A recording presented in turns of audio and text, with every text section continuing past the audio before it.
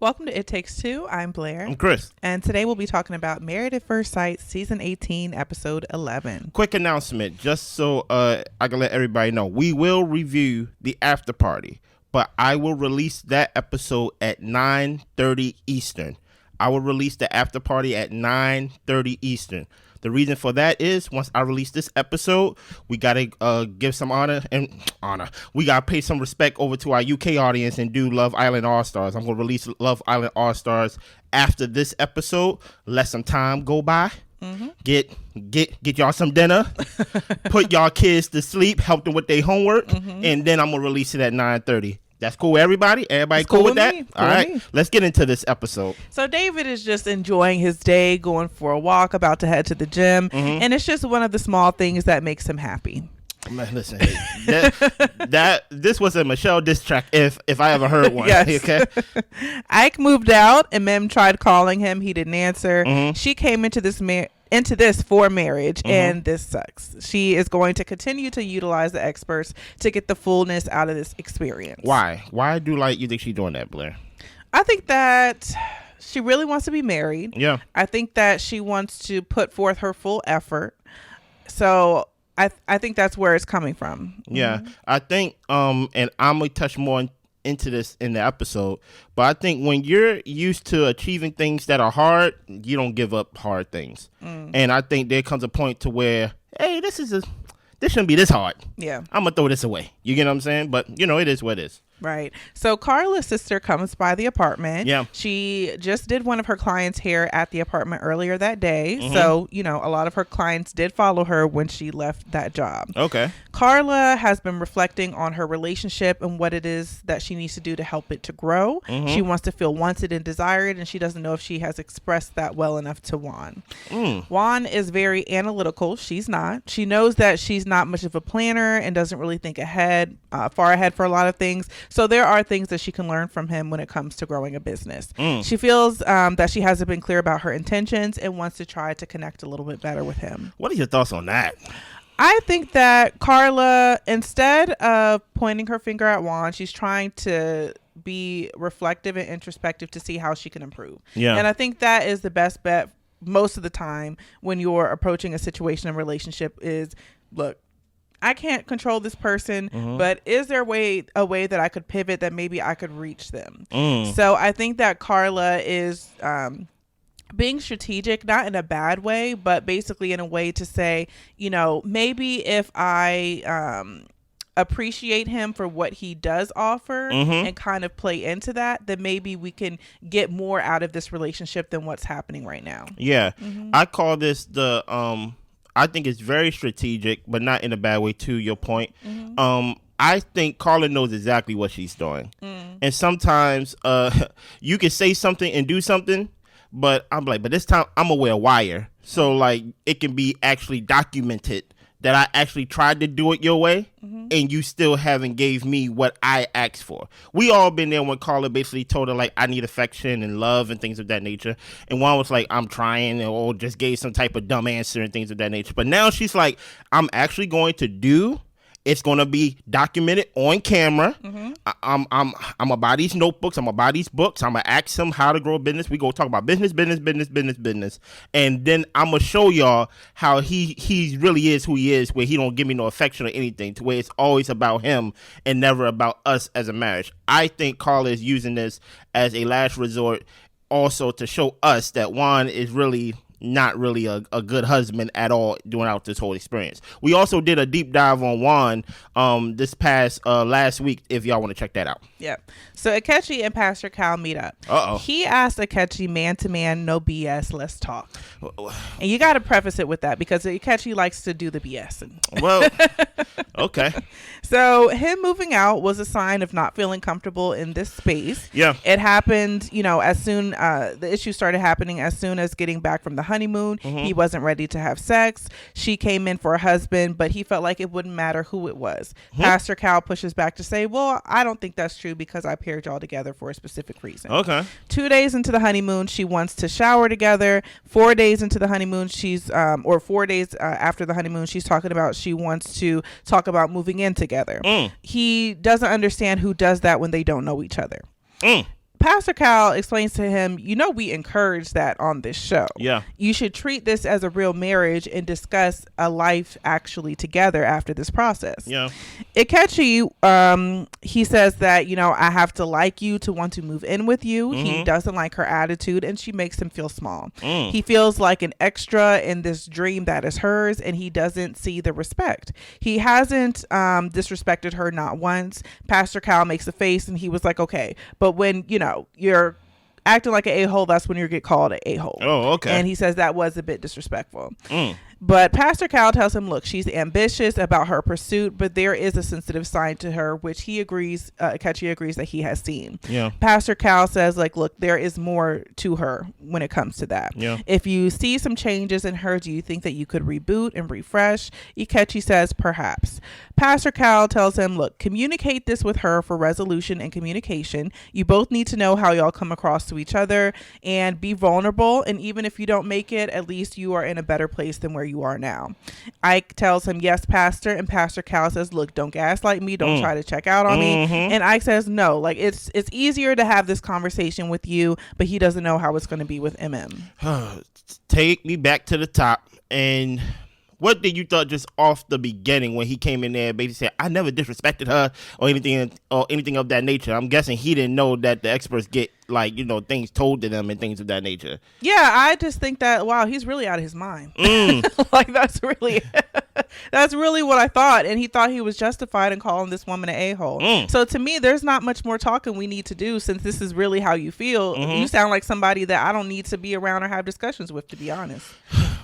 Little bail not to get out of jail. Okay. Right? Because I have to ask this because it's so crazy to watch. Do you think he has mental issues? Oh, yeah. But the thing is, I don't know so much of if it's like a mental issue as far... Okay, and this might be wrong, but I kind of put mental issues into two different categories. Okay, teach me the categories. I look at some of them as far as like anxiety, depression, things like that, as far as things that, okay, if you go to therapy, you can get it managed, get it under control, take some medication or whatever the case you need in order to get stabilized. I think with Ichi, I think sometimes personality disorders are a little bit different. And that's when somebody's like a narcissist, and sometimes they can't see themselves or they refuse to be honest with themselves. So it's hard to get them to actually do the work because they can learn different tools in therapy, but they use it to weaponize instead of actually getting better. I think with personality disorders, it's kind of like some people, if they get therapy, they might be able to be helped, but for some people, like, they cannot get out of their own way. And I believe that Ichi, if he does have some type of issue, which I'm not diagnosing him at all, but if he does, I'm leaning more so on the personality disorder side of basically like he is this way and I can't see him getting out of his own way. You don't have to diagnose him, but I will. He's a maniac. Okay. No, really. He's a maniac for real, right?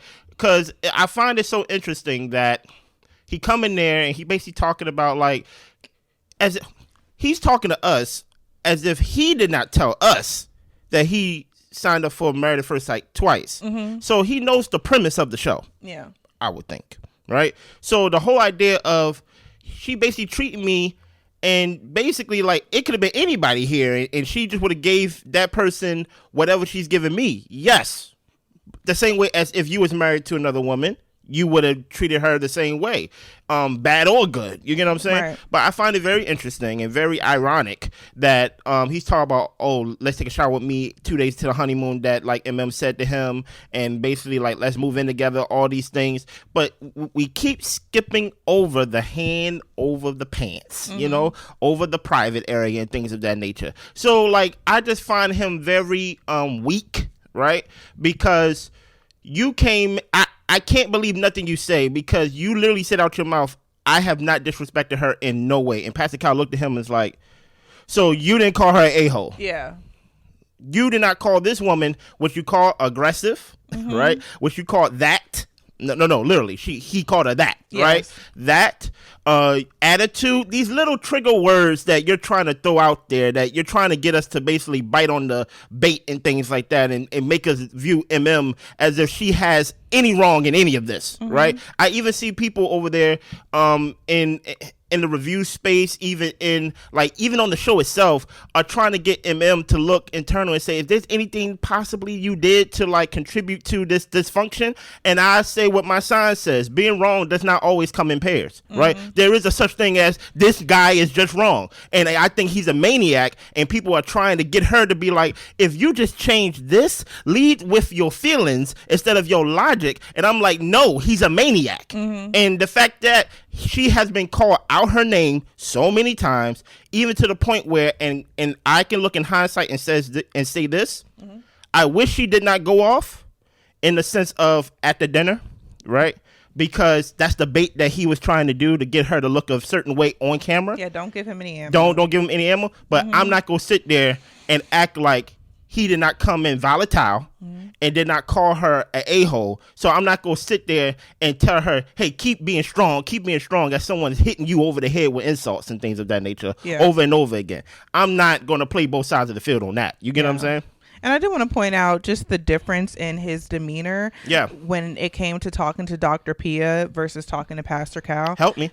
I don't think he likes women. I don't think he respects women. I think that he feels like he has to be above in some type of way. Yeah. But maybe he deems Pastor Cal as somebody that he can actually learn from. So he had a little bit less edge to him. Yeah. Even though he said, yes, Pastor, and Pastor Cal was pretty much like, don't be a smart ass. Yeah, he basically was he was being condescending. Yeah. And just like the way he yes ma'ams people to death and all that type of stuff. Like, I don't know what he thinks he's doing when he's doing that. He just looks like a fool. Yeah, it's very weird because everything that he said that she's doing, I think he wants y'all, and I don't want none of us to fall for the bait. Yeah. Like she belittled me, and it's her personality. Basically, he said, I don't like nothing about this girl. Basically, everything he lists: personality, the way she treats me, the way she talks, the way she looks, all the above, right? Yeah. And I don't want us to fall for the bait of now we look at like, did you belittle him? We seen nothing of the sort. Right. And I'm going to take MM's word, because at the end of the day, she was the one that came out and said some of the things.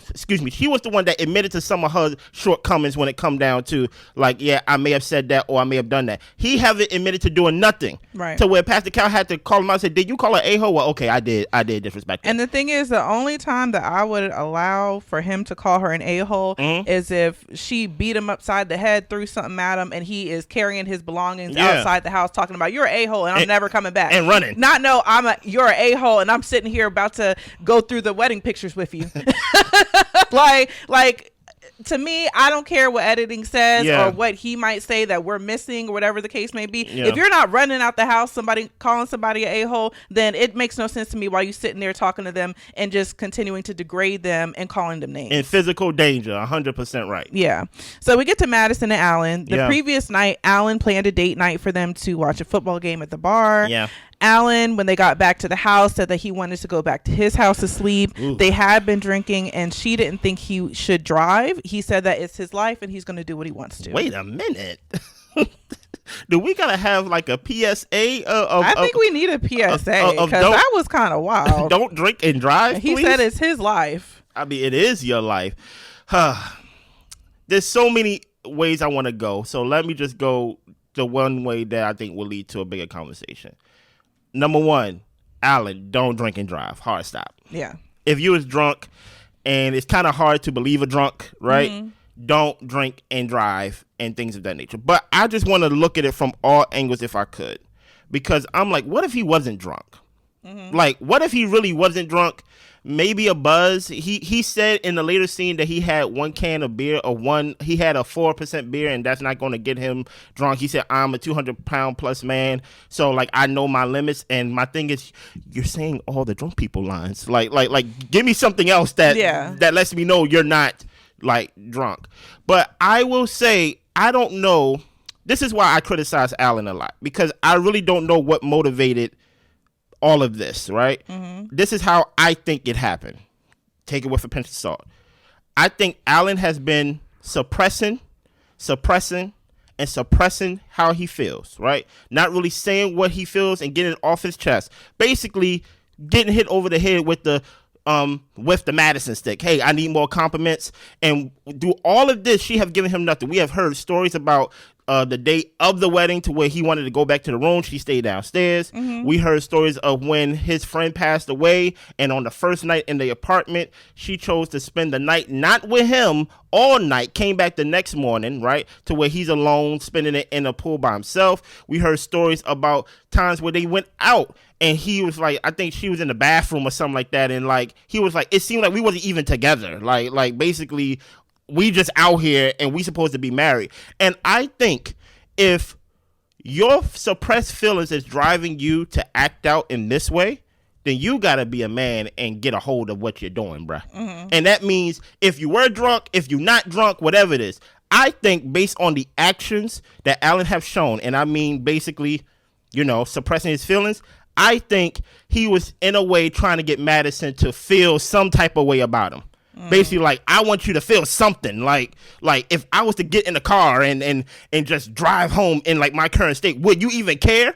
So I think he's lashing out in that way more than actually being direct and being confrontational of like, hey, I'm not gonna keep giving you compliments to make you like me. You criticize everything about me, my clothes, my body, all the above. So I think he's lashing out in that way, and even in that, I think it's wrong. I think he needs to stand up and speak for himself better than actually trying to get her to feel something, if that makes sense. Yeah, I agree. The thing with me is that I didn't know if it was a compounding of him being tired or if the alcohol gave him liquid courage enough to be like, you know what, I'm done.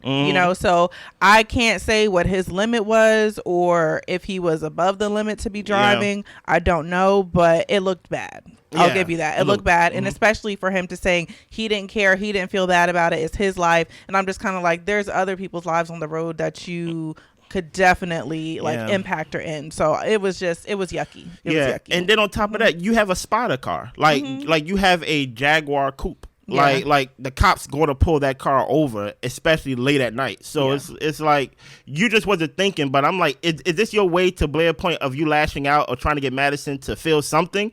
And that way I can understand it, but not in a way that would jeopardize your life and others. Like do something else, talk. Right. You get what I'm saying? So David and Dr. Pepper talk before Michelle arrives to their session. Oh boy, things have been rocky. Oh boy. And Dr. Pepper thinks that it seems that Michelle does a lot out of fear. It may not be about you, but what you represent or what you remind her of, because she's like, she just met you. She don't know you enough to hate you this much. Well, I think listen, I don't think she realized how much David shared. David shared a lot. She may not like him based on what he shared, Yeah, well, David just wants Michelle to let him in. So Michelle arrives and she tells Dr. Pepper that they've grown quite a bit. And she says, okay, what strides have you guys taken? And David, I was like, David, I wish you would stop answering. Let Michelle take the lead sometimes. But David said that they communicate better, and they did talk for 20 minutes when she came home late last night. I guess compared to not talking at all. 20 minutes, and she probably only wanted to talk for 10. Yeah. You get what I'm saying? And Dr. Pepper asked were there any other strides, and Michelle says she doesn't really know. Now stop right here. I just want to give y'all a picture of how Michelle is basically perpetrating herself on this counseling session, in the sense of we seen literally her ask David and her face always frown upside down and basically like, is this your dating outfit? And now she basically coming in like, you know what, like, we trying and things like that. And I'm just like, why are you so performative? Because she's a liar. But I'm gonna give her bail to get out of jail in this scene, only for one part, because I think in this scene we both was vindicated. Well, let's get to it. Dr. Pepper knows that there has been fear reactions on Michelle's part. You don't know each other well enough to have that much upset for him. There are things that you need to resolve within yourself. Yeah. And so she talks to Michelle about challenging moments growing up. Yeah. David talks about in grade school, he left the public school to go to a private school that was mostly white, and he was an outcast. Yeah. And Michelle was hurt because she grew up poor, feeling less than. She was embarrassed about not having nice things compared to others, and she does not want to go back there. Okay. David thanks her for sharing and says that he hears her. Dr. Pepper would like to basically what would you like to learn about him regarding the worries that you have? Yeah. And Michelle says that David seems 10 years behind. There's immaturity there. It bothers her. And all these little things of immaturity just add up. So Dr. Pepper tells her, you created this framework of immaturity, but let's assume those things are changeable. If you could believe he could help you to get where you want to go, is that something that could salvage basically this relationship? David knows that he can, and Dr. Pepper tells him to reassure her how he can. He says that, if he gets this promotion, he can make as much money as her. Wait a minute. The savings aren't really there, but he'll be right there. When he needs her, he's going to be right with her. And Michelle says, so how far off are you from owning like a 2-bedroom flat condo, I think, type situation? Yeah. And David says probably a year or two. Oh my gosh. Dr. Pepper tells him to communicate, so he knows that she is working through her trauma. Michelle says that she just can't snap her finger and get rid of those feelings, but this was a good session. No, it wasn't. And Michelle. Dr. Pepper tells him to voice them in a non-accusatory way and just have discussions with each other. It wasn't a good session. Do you want to go first with me? I'll go first because I'll be pretty much quick to the point. Okay. So, couple things. First, I want to talk about Michelle. Honestly, if I was just to give an honest assessment from what I see, I think Michelle is just a shallow person. Yeah. And I think that she doesn't think deeply about her past or her motivations or anything like that, because even Dr. Pepper had to piece it together for her so she can see why she's acting like such a butt. Because she could not figure it out herself. I don't think she takes the time to think about why she acts and does the things that she does. She just does not think about it. She's just living life. You know what I'm saying? And I say that to basically say that there are all different types of people, and she just might be a more shallow type of person. There's not much depth when you're asking her questions and having conversations. She can't give much because ain't much there. Okay. And I do want to say that Michelle, she feels like David is 10 years behind her. And I think that David is a little bit delusional as far as where he is in life. A little bit? Or a lot of it. Because if we're talking about ways that you can reassure her, don't tell me about the things that you haven't secured for yourself or the things that you hope to have. There's one thing about being ambitious, but there's another thing about banking on something that you have no control over. Yeah. So if you're telling me that you have no savings right now, but you can own a condo in a year or two, how is that possible? To me, and I'm gonna be honest, I don't know his paperwork like that, but I believe David is in some debt. Oh my gosh. And I think it's more than student loan debt. I think it's I think there's quite a bit of debt that David is going through, and I don't think he is being realistic as far as where he can get himself to in the time frame, because I don't know if he's had to do that. If he was living in the apartment above the bar that his parents own, has David ever really had to sustain himself in any type of way? If you go touch it, Blair, touch it. So that's a question to me that, would make me see Michelle's perspective of it's just immaturity. He just hasn't been on his own. He hasn't done his thing. He thinks he's on his own and he thinks that he lives in this apartment, but it's just he's not living in reality. So I really think that Michelle has her point on saying that, look, David is just too far behind from where I am. And especially if she wants to start a family or at least start trying, Michelle doesn't strike me as the person who's going to let's just have a baby and wing it. I think that she wants things to be, as solid as they can be before growing her family and trying in that way. So David, I wasn't really rooting for you, I'll be honest. Okay. I was hoping you would stand up to Michelle, but this whole reassuring thing, this made me be like, you know what, Michelle, he is a little bit behind. The fact that you said that you're gonna be shorter than me, I'm offended. I'm not gonna be longer than what you just did. Okay, go ahead. I might be. Listen to this, right? I want to talk on Michelle Poor's story, right? She talked about how when she was a kid, this is the example she gave y'all, right? She said when she was a kid, when she was in school, she had to get reduced lunch, and it was different than some of the other kids who didn't have reduced lunch. Let me tell you something about being poor, right? Because I grew up poor. I will have a better poor story than that, right? I think Michelle's reality is different as well as David's reality. But David's reality is very different, and I'm going to touch on that in a weird way.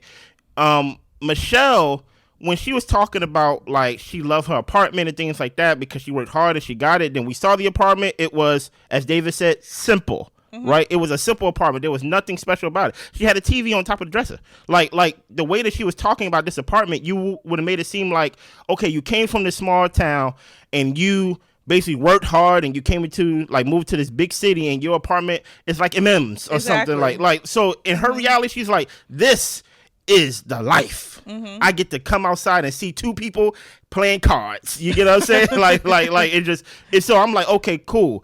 And then she talks about, even as we gonna see in this episode, I'm gonna change David's fashion and stuff like that, give him some style, and what he basically put on you can find in Walmart rack or basically any store, any compartment, Target, any store you want to go to, right? It wasn't nothing that would make me go, what, a jean jacket, jeans, a sweater, it wasn't nothing that made me go, oh, you think this is stylish? So I have to now look at what she considered basically poor in a small town. I think she did go without, but for people who really have those trauma, like poor stories, I will hear things like, for me, as in, let me use me for example, like when it rained, like the roof would leak down and we had to get buckets and things like that. Like my story, and I'm not saying that to basically, I'm not trying to have a pour off with Michelle, right? But I'm just saying, like, if you was to ask me about my living experience, it wouldn't be basically build on the foundation of I had reduced lunch. Like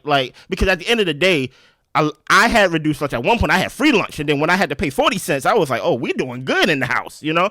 But it's like, hey, I need something else to basically give me the foundation that you was poor more than I had reduced lunch. Give me like I had to wear hand-me-downs. Like for me, I ain't wear my own clothes until I was almost like 13 years old. I had to wear somebody else's clothes. So it's like, I'm not buying this whole like small town I was poor. I think she's entitled, and to your point, she may be what is the word you use, shallow?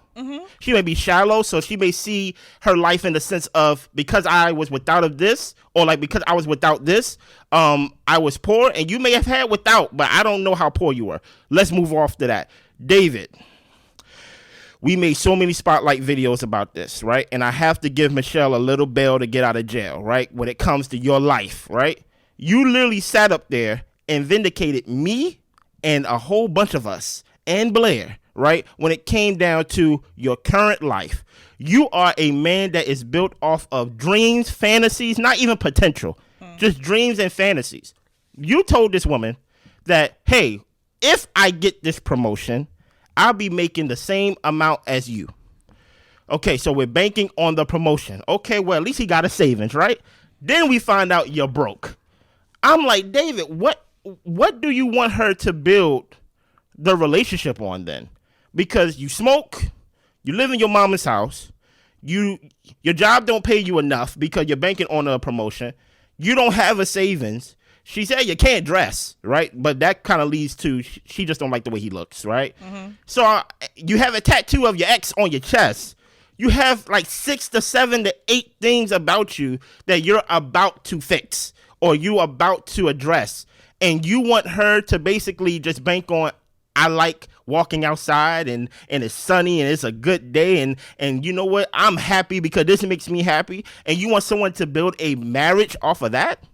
That's not fair, because at the end of the day, I wouldn't build a marriage off of that, right? So I think David, especially not at 38. No, not at 36. David, you're not 26. Yeah, you get what I'm saying? So I think Michelle may just be the bad person for you, because at the end of the day, there's no excuse. No grown up decides to live with their parent if they can live somewhere else. You can't sell me that. Now, to go back to Michelle, when she basically gave him the whole, well, when are you gonna be able to own a 2-bedroom loft or something like that, she said, Michelle, you don't own that now. So like, don't try to put a goal onto him that you haven't achieved yourself. You get what I'm saying? That's not fair. That's shallow. You get what I'm saying? But at the end of the day, the fact that his answer was what it was lets me know that you don't live in reality. I don't think you know how money works. I don't think you know how credit works, right? You have no savings. You don't have the income, but you expect that once you actually get the income, you're going to spend it on a high-rise condo? why? Who does that? Yeah. After your listen here, I'm gonna talk about David Moore, right? I'm gonna say this for a spotlight because I'm trying to get us under 2 hours today. Okay, let's move on. So we go to Madison and Allan. Yeah. Allan appreciated her concern, but he felt he was good enough to drive. Okay. And Madison lets him know, look, we were both home safely. Why did you need to drive home? He wanted to have a good night's sleep, and he had stuff to do the next day. He agrees he could have handled it better, but that was his choice to make. And Madison tells him that you made a selfish decision for you, but you didn't take into consideration if something could have happened. Yeah. And Allan tells her he knows his limits. Madison explains the difference between driving a couple of blocks a little bit tipsy versus driving 15 minutes on the highway. Allan doesn't see any attempt on her end to understand his perspective, and Madison tells him you're putting people at risk when you're driving under the influence. Yeah. Allan doesn't feel bad. Madison says, well, we shouldn't drink together, or maybe a 2-drink limit because you were being careless. He doesn't consider it careless. He doesn't like being told he can't do something. So at this point, they just have to agree to disagree. This man says something about just put it on cruise control and I'll be home. It's only 3 turns. Hey, Allan, you are giving the lines of someone who was drunk and drove home. You know what I'm saying? So that's why I'm like, if you was drunk and I'm leaning towards you may have been not good enough to drive, I don't think the line you should say is, it's my life, let me live. You know what I'm saying? Like that sounds very weird. But that's why I think based off of Allan's personality that he's shown on the show, he seemed like the type of person who is not confrontational. So he's using different channels to basically get to his bigger point of, I want you to care about me. Right. But he's lashing out because I feel like he don't feel like a husband. Well, he tells us that like he don't feel like a husband. He don't feel connected. Even in this episode, he asked a simple question. What is it about me that you like, that like you find attractive? And she was like, that's a weird question to ask. And I think he's lashing out in other ways that is like toxic. But Allan, just address it head on, besides using this like, it's my life and I get to do whatever I want. It's my money. I want it now. Like, don't have that attitude when it comes to like drinking and driving if you were drunk. But based on what you're saying, you're not, even though you're saying you know your limit, I still haven't heard you say verbatim out your mouth, I wasn't drunk. And that's something that I need to say. I mean, that's something that I need to hear for me to go with that.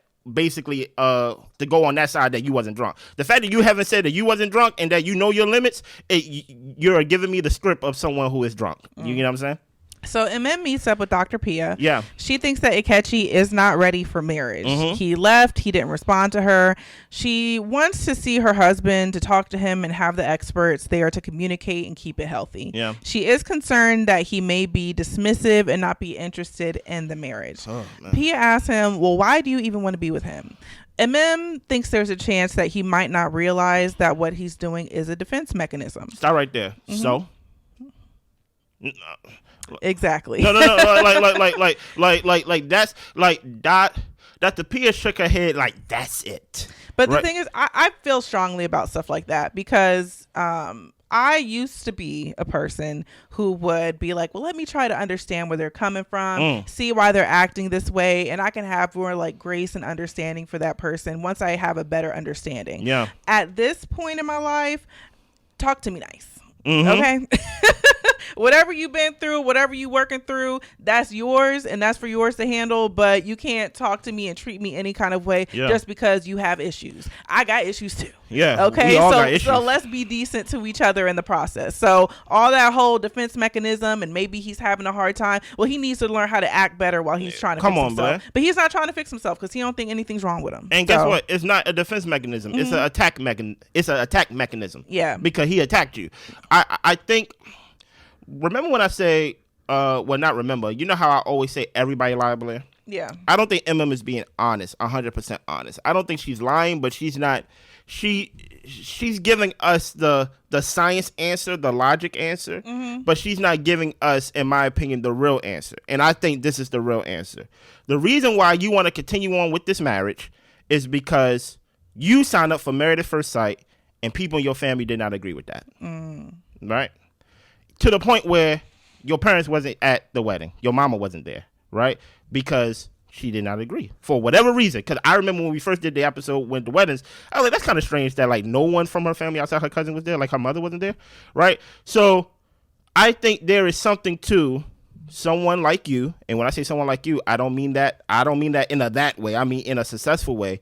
You are used to doing things hard and proving people wrong. You don't get to where you are in life without proving somebody wrong. Trust me. You had a hater. Yeah. Dude, you get what I'm saying? Mm-hmm. So I think you view life through challenges and through actually overcoming challenges, right? So you got this whole challenge of I'm a sign up for married at first sight against people will, and my parents didn't support me and things of that nature.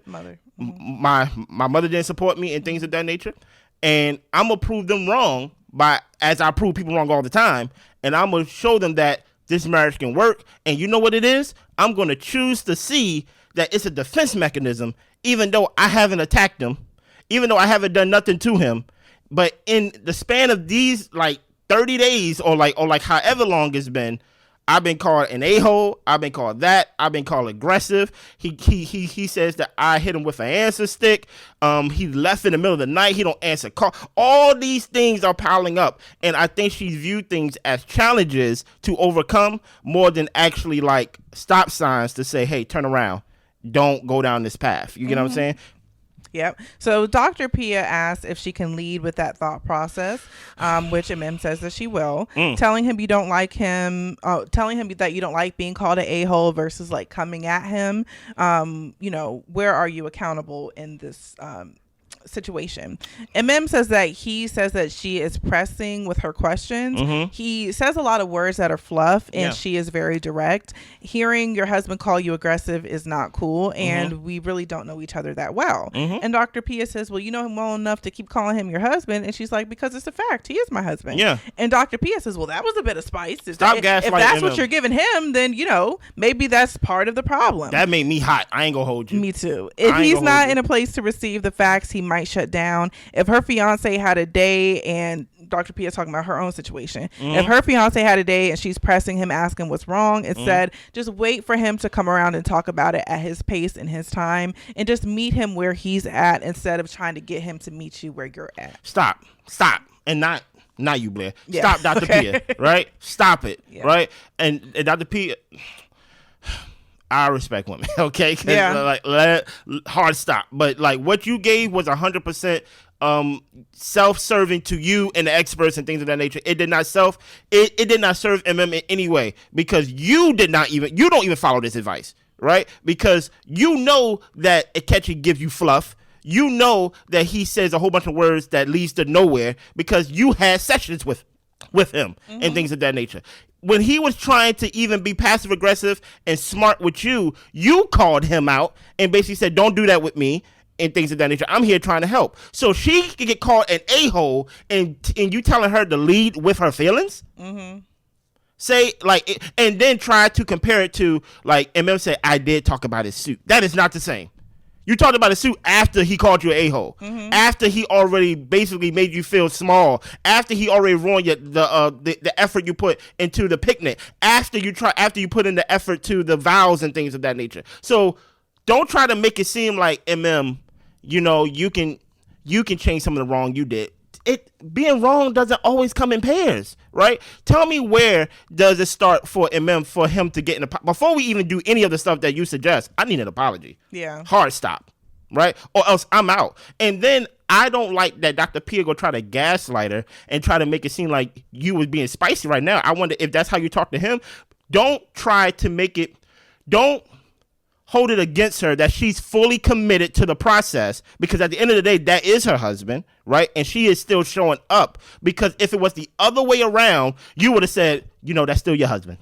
Like, don't hold it against her for being fully committed to the process of saying, that's my husband. Now, granted, I don't know why she is still doing this, but it is what it is. But the fact that she's choosing to do this, don't try to say, oh, you're being spicy. Is that how you're talking to him? Stop it. I ain't like that at all. Yeah, I wasn't a fan of this sit down with Dr. Pia. Yeah. I felt like the advice she was giving wasn't pertinent to MM. No. I think that they need to realize that they made a wrong choice when it came to Akechi, and for him to be lashing out and having these type of defense mechanisms, he wasn't ready for marriage. No, I don't think so, especially not with somebody he doesn't know. It's one thing if you know somebody, there's enough love there, and you're working through their issues with them and that you understand that this isn't who they are. I don't know you well enough to know who you are or who you aren't. So I'm going to believe what you show me. And I totally agree with Chris. I need an apology. Yes. I'm not going to sit up here and just continue to have conversations with this man and he thinks that he can call me all types of names. Yeah. Like that needs to cut it quick if we're going to talk. If we're not going to talk, then I don't need nothing from him. But we're going to have a sit down that I need I'm sorry. And then another thing is I don't feel like she was being spicy. I think that she was just talking and saying it's a fact. He is my husband. And I will say one thing, and I don't know where Dr. Pia is from, but I lived in the South for maybe 6 years, but I'm like from like the North or whatever, and moved back, of course. And there sometimes is a difference in perception and speech.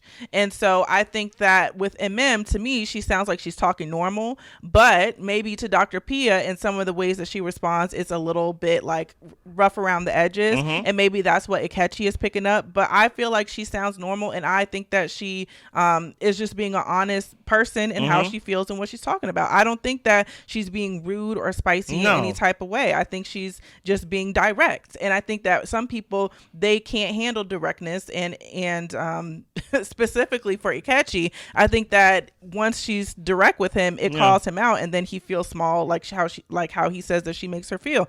But the only reason you feel small is because she sees you for who you are and is asking you to rise to the occasion, and you can't. Just a because question. You're a small man. Exactly. Okay. And that's what I could go in on like a deeper level, but I just don't like the whole everybody biting the bait of is aggressive.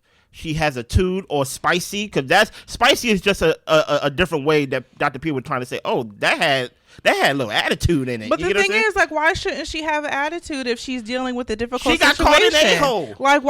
Why can't she be a little bit snippy in what she says? Michelle does it all day. Oh my goodness. But I still feel like she wasn't being snippy. But if she wanted to be, oh well. And she wasn't being snippy, and that's what I'm saying. For you to say that, oh, that was a little spicy, dude. Like, you talked to him that way when she was just basically saying, "That's my husband."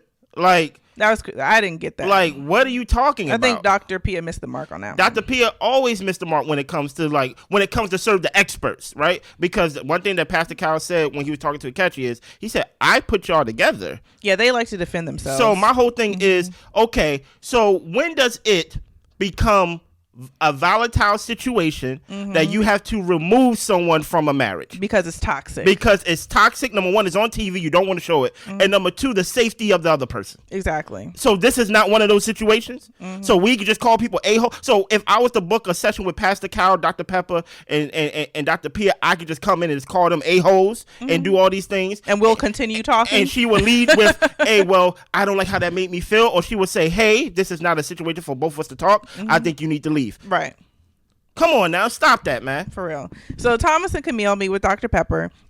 Thomas's father was a protector, stern leader. Yeah. He learned a lot from his mistakes and would take accountability because his dad's guidance. It was hard when his dad passed away for him to move on from mistakes because his dad used to walk him through that when he was younger. Yeah. Catherine appreciates how open, not Catherine, what's her name? Camille appreciates how open Thomas is. It could be Catherine. Her parents separated when she was 10, and she pretty much took on the role of a parent to her younger siblings. They both are pretty tender with each other. She cried a little bit, and he liked seeing that softer side of her. Yeah. They are going to write a letter to their younger selves to have some vulnerable time with each other to kind of tap into that. No thoughts about that. They're moving at a good pace. Yeah. This whole time, Camille, you over here talking about he ain't black enough and I need to see more blackness. Whole time, you was a parent at 10 years old? Okay. Come on now. Camille, stop it. Listen here. I can relate only in the sense of, like she lost the house of basically like, a father and a mother and things of that nature, of them being in the same home. I lost my mom at 12 years old and things of that nature. So I had to do a lot of things on my own because my father was taking care of the house financially. You get what I'm saying? So when it comes to homework, getting to where I need to get to safely, he was out. He was working. He was out 16 hours a day. Dude, like, you get what I'm saying? Supporting the household. So I can get that. And like I said, I think they are moving at a good pace. Finally, after Thomas nailed her to the mattress and things of that nature. So Carla and Juan are on a date. He asked her what it looks like for her to really start her business. Oh my goodness. She brought a notebook to pick his brain about business on this date. Just a business meeting to me. She doesn't want it to be a traditional hair salon with other people. She just wants her own space, and then later on turn it into Pilates later on in the evening, and then do sound healing. Juan thinks it's good to have other people there to build clientele and maybe open franchises, and it's something that she's open to. He thinks that she should give herself a schedule, timeline, utilize social media, track your followers, and Carla tells him that this is stuff that she didn't really think about, and she's grateful for his insight. To me, this is a little bit of the stroking of the ego, to see if she can coo this man into being nice, into being a loving, affectionate husband instead of a manager. So listen here, and he's not even a good manager. Everything he said, he gave bad advice. Number one, for one, if Carla have little clientele and she says she started a website and her friend Bill did it, things of that nature, he's like, well, why don't you hire somebody to run it? Like, why you haven't gave her one idea to make legitimate money yet outside hire more people, and then you could be like McDonald's, a franchise. It's like, hey man, I know you went to probably YouTube and probably like how to start a business, how to be a businessman and things of that nature. But there's nothing that Juan said that can make Carla actually take back besides like have a schedule. Yeah. And that's common sense. I would say this. I think Carla was playing into the role of, oh, please help me open this pickle jar. Even though like she don't need help opening a pickle jar. I think she's doing all of this to basically stroke his ego to your point. Whole time, I ain't gonna hold you. The sushi did look good, even though I don't eat sushi. But I think it was literally a meeting as a mentee would have with a mentor. Yeah, this wasn't a this wasn't a date night. This wasn't a husband wife thing. And I think she's doing that strategically to show us on camera that Juan got everything he said he wanted.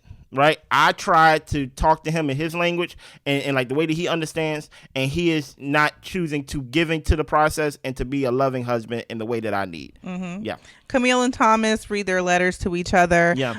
We learned that she tends to compartmentalize things, which has been a coping mechanism, but it's something that she's going to work on because it doesn't allow for her to be vulnerable in her relationship. That's fair. Allan is learning that there's a lot about him that he has to dial back on in order to get Madison to even like him. He has never had to put so much work for someone to get a feeling towards him. A feeling. So he needs to talk to the experts. And that's what I mean. I think he was lashing out through alcohol. Like, feel something. Like, I think that's the worst thing, to where you're on the show and she feels nothing towards you. Yeah. Like, not even disdain. She just like, you're just here and I can choose to be here one night and choose not to be, Yeah.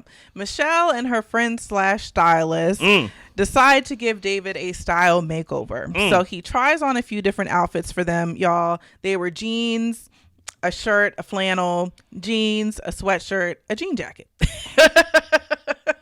Michelle thinks that this is really good style, something Travis Kelce or Drake might wear. Oh my gosh. Definitely the denim on denim she's feeling. And those are the guys that she does find attractive. And she didn't buy not one piece of clothing. That's the David purchased himself a jean jacket. But Michelle just told him, this is what I would like to see you in. And, if you can afford it, great.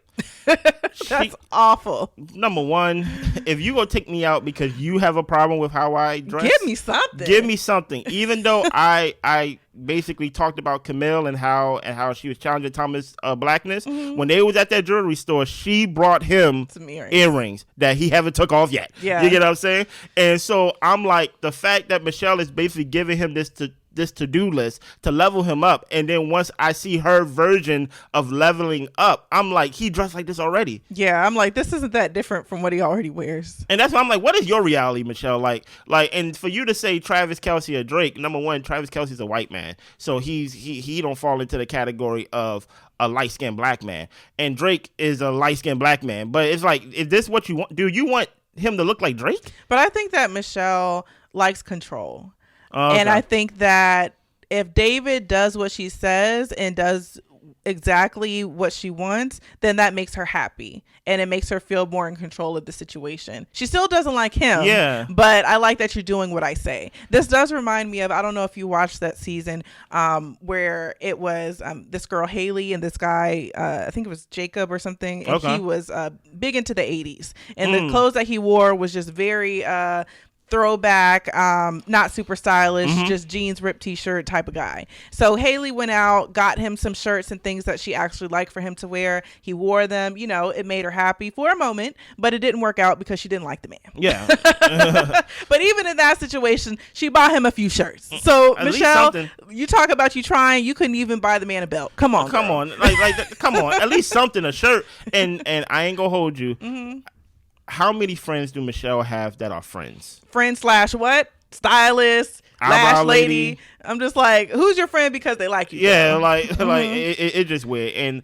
And listen, all I'm saying is I ain't like any other clothes that David had, especially that blazer, that cranberry look. I was like, oh my gosh. And this is what Michelle finds good. I don't even know if she finds it good look. I think she just like, I'm doing something for the camera, and guess what?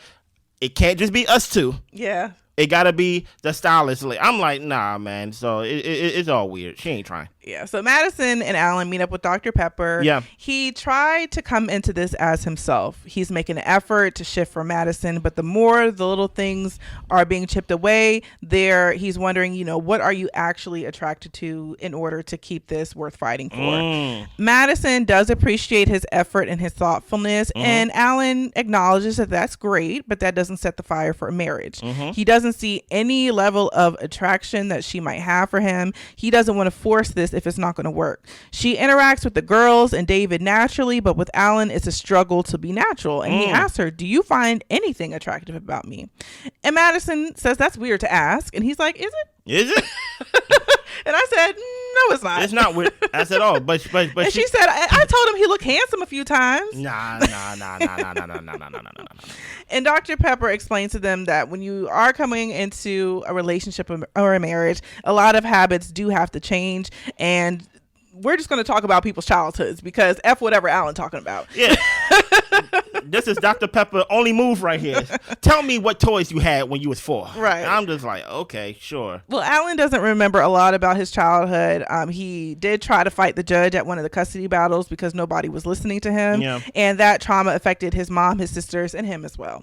Madison shares a little bit about her mom is better now, but it sounded like she was insinuating that her mom might have a history of substance abuse issues, maybe possibly drinking. She didn't get a solid foundation as a child. She didn't feel safe, and she was often scared and alone. And she has said hurtful things as young kids, like when her mom would, but those types of things don't leave you as an adult. He says that, you know, by him leaving, and if that didn't make her feel safe, that's not how he wants to make her feel. So he's willing to change that, and he wants to give her security. Dr. Pepper says that this is an area of great pain for her. This will require some consciousness of what you bring home and what you do. Dr. Pepper, terrible session.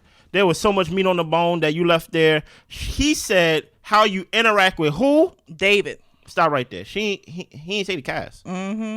He said the girls and David. The girls and David. Now, if you remember, I remember them saying something across the lines of Madison would go to the gym in the morning with Juan and David and things like that.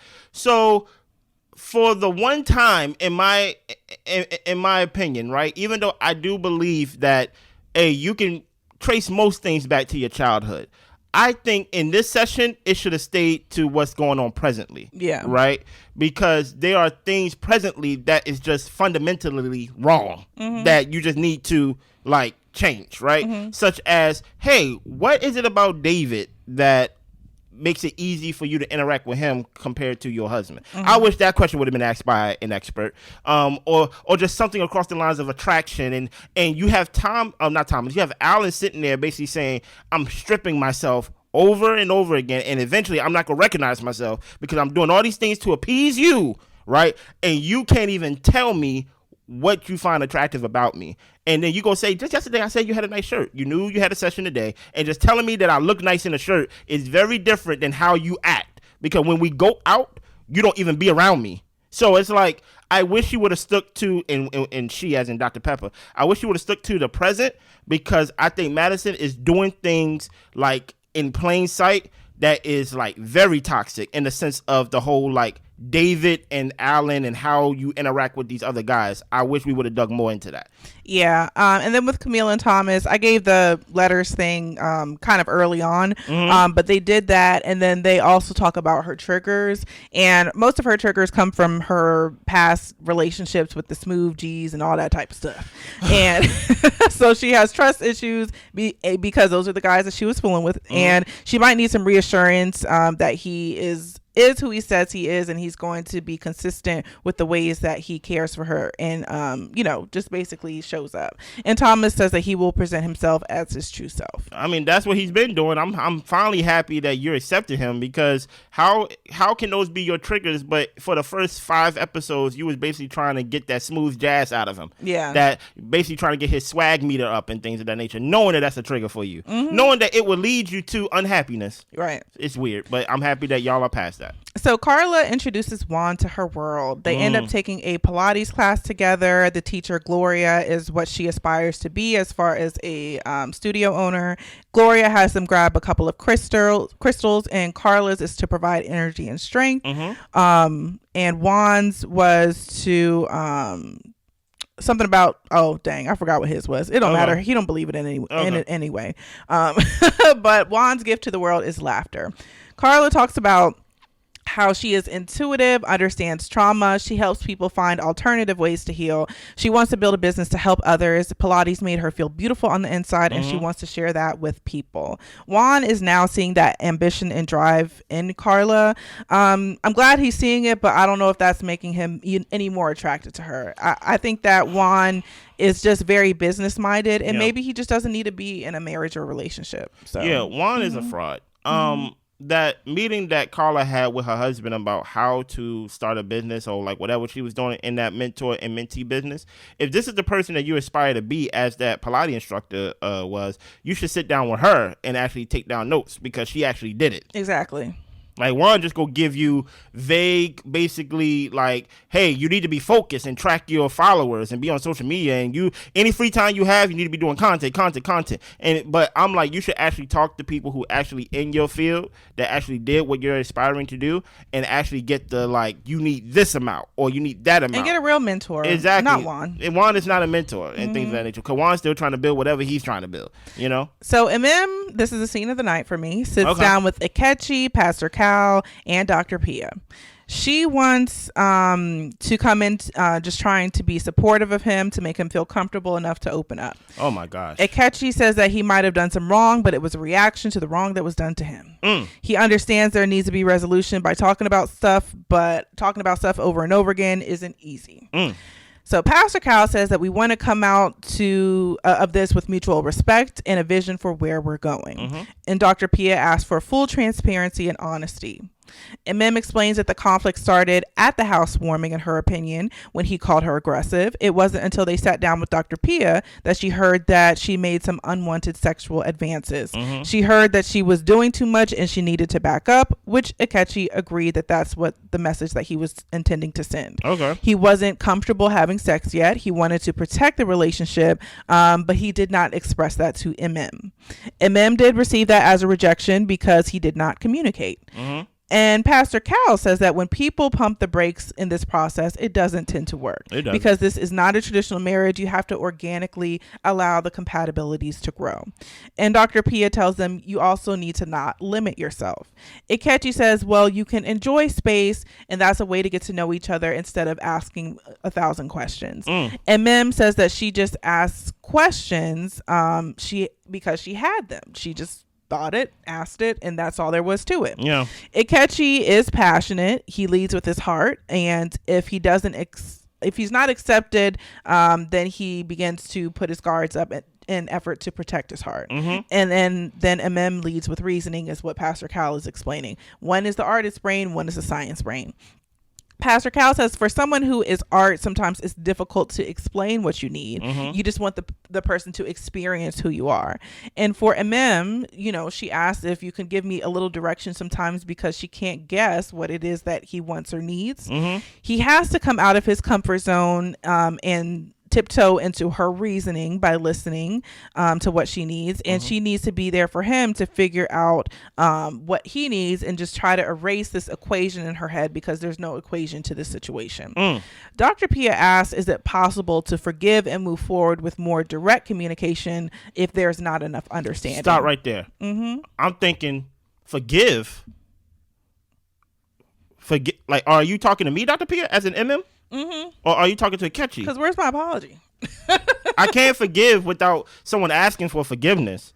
But yet, and that's why I'm like, what MM did, which is in the notes, she committed to what Dr. Pia said. Yes. Because she likes challenges. Right? She views life through challenges and overcoming challenges, and that's a great thing to have. But I think there needs to be an apology in order. I don't want that to get lost in what we're reviewing. Don't ask me to commit to something when someone literally insulted me.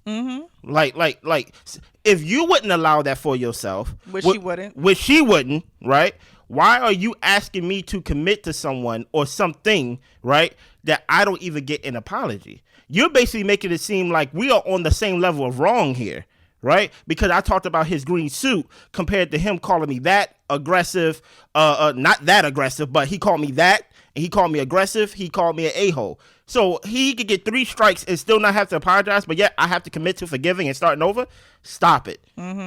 Dr. Pia asks what he needs to commit to her, and he needs her to desire to understand him and see where he is. That don't even make sense. MM says that it's hard. Honestly, I feel like he just foregoed the commitment because Dr. Pia asked for direct communication. He's still not communicating directly. No. I digress. MM says that it's hard for her to just be. Maybe give me a cheat code every so often if you see I'm struggling. Akechi agrees to that. And Dr. Pia says, but honestly, I don't see how this is going to work if you guys don't live together. MM asks him to move back in. He says yes. Akechi is not excited to move back in, but he's willing to in order to take those steps. He does want some quality time and time to bond. Pastor Cal tells them to keep it light. You first on first. I'll just say that MM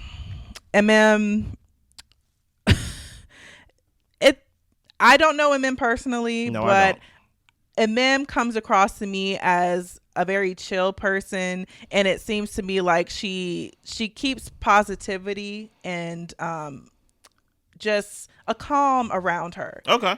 And I would hate to see that the want for marriage would allow her to bring in someone who is going to disrupt that peace that she's created for herself. I think that she has an awareness, which we all, a lot of us do, that marriages and relationships can be hard, but it should not be hard because the person is jealous of you. And it shouldn't be hard because the person is calling you out of your name and creating a toxic, defensive type of environment.